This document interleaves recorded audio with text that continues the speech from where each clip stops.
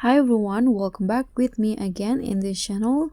On today's tutorial, I'm gonna show you how you can insert logo on Capcut.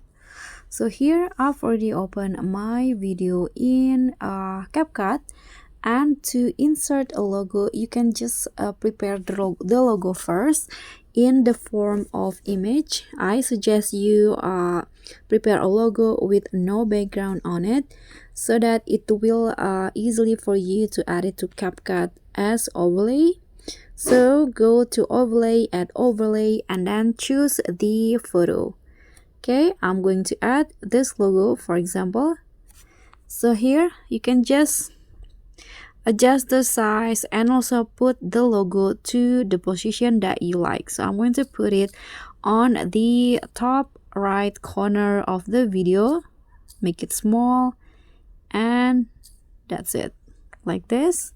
You can adjust it for the entire clip by dragging it like this so it matches with the video duration. So that's all for me. Thank you so much for watching. Don't forget to like, comment, and subscribe, and also click on the thanks. Bye.